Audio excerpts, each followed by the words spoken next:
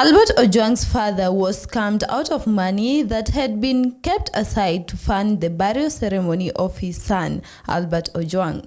Welcome back to Havana Media. My name is Celestine Wendia. I'll be your host. We'll be talking about how some Kenyans have decided that they are going to earn their living through scamming parents who are mourning their sons, while others have hospital bills to pay.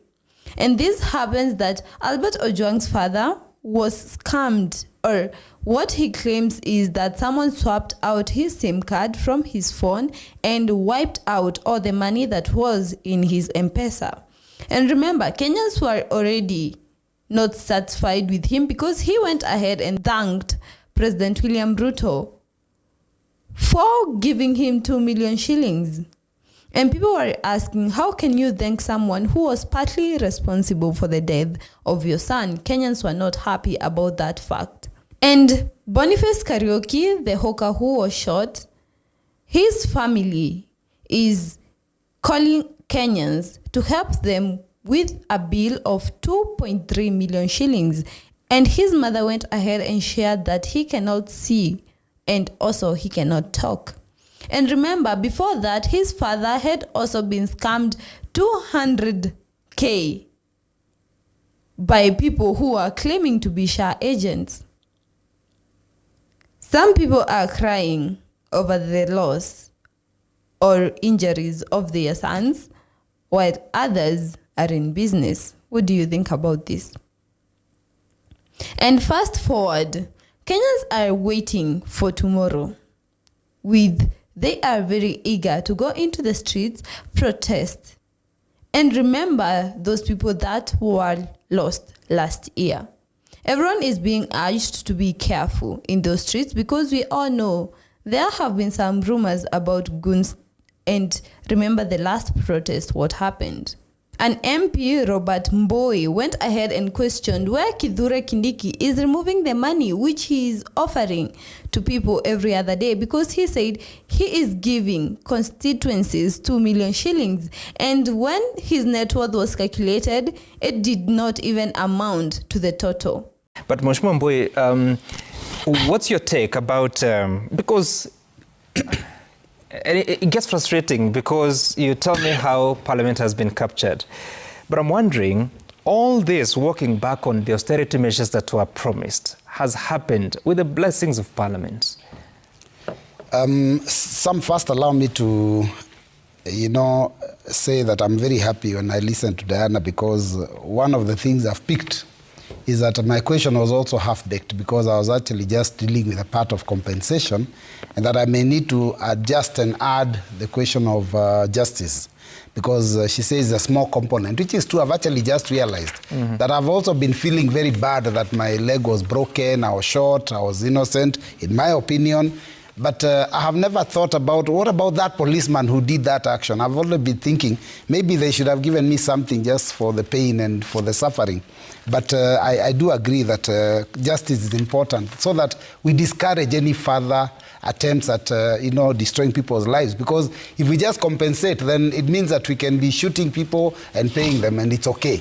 So I think I'll add that element to my question. And also, then I want to confirm, the police officer whose son was chopped off. You have to learn to be patient. And I'm just improving. I'm improving your paper. No, you'll improve it. Also include the police officer so that fairness and justice is there for everybody. Because there was a police officer whose son was chopped in Narok, so it should be part of that component. So that yes, I am asking about police brutality. So when you want, you can also ask a question. I'm improving. No, not on mine. Just go and give yours.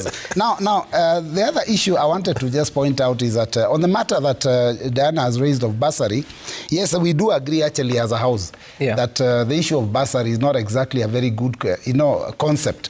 And we have a committee. We have actually formed a committee now led by the minority leader, Junaid Mohammed, to look into ways of bringing all these monies together so that we can have provide free education, as opposed to that issue of bursaries coming from every quarter or every corner. So that is actually something that is work in progress. That's one positive of Parliament. But then I'll go back and say that on the matter of the reform since June 2020. Get the opinion of the finance minister?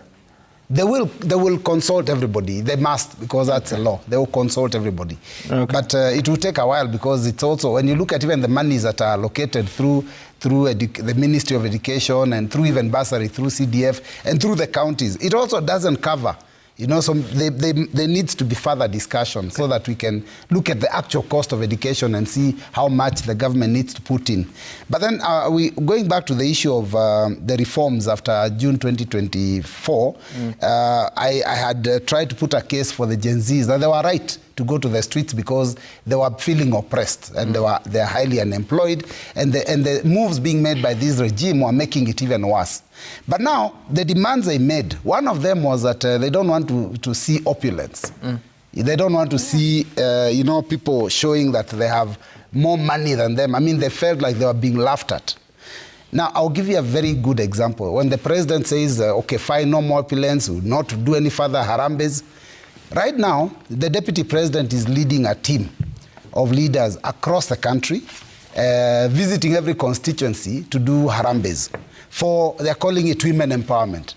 And it's a strange harambe because, harambes people don't give the same amount in harambes. Yeah. But in these particular ones, every function they go, the president's donation is 3 million. The deputy president's donation is 2 million. Yeah. Then every member of parliament in that meeting will give 100,000. Now, I'm wondering, I hear some are very big businesses, others like us don't have any. So what's going on? Yeah. How is it everyone can pay the same exact amount? And then every MCA is giving 20,000. This is a choreographed thing. It's a political game.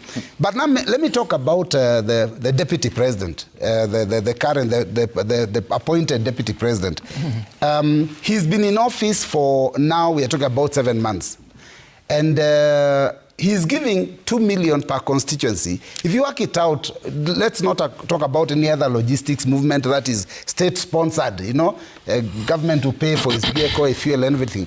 But you give 2 million as a donation from his pocket. Yeah. Now, in the whole country, that's 580 million. Now, let's go back to when I was vetting him a short while ago, and he had to tell the Kenyans his total worth. So it means that by the time he does, he's finished everything he has worked for all his life. I mean, that's really not true. And we are saying that he's finished everything he's worked for. You'd have to sell the hard assets. We are assuming that for him to do this, he has sold everything. By the time he finishes going around the country, he will be worth nothing. So in the next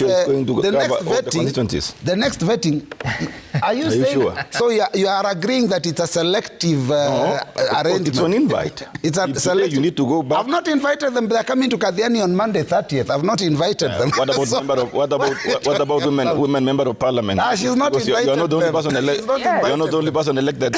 She's not. The senator hasn't invited them and won't be there. Sure? The women rep hasn't invited them and won't be there. I have not invited them and I won't be there. Yeah. But they'll be in Kadhiani in Mitaboni Market on 30th of this month, that is Monday. It was announced yesterday in a meeting in the deputy president's house. Anyway, How do you know?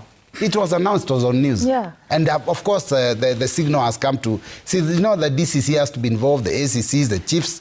I was in the constituency. I've come from the constituency. They are coming. And I've welcomed them and told them it's okay.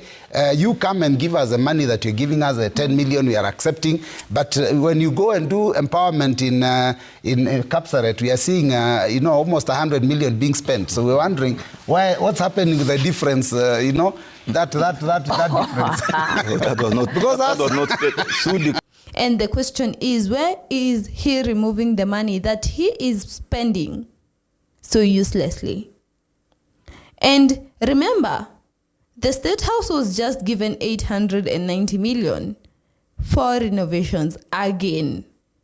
And they claim that they are not misusing funds. Kenya, we are in debt. Education sector is getting cuts. People are underpaid. Yet money that Kithure Kindiki is spending, well, that seems to be available every other time. Tell me what you think in the comments below. I have been your host, Celestine Wandia.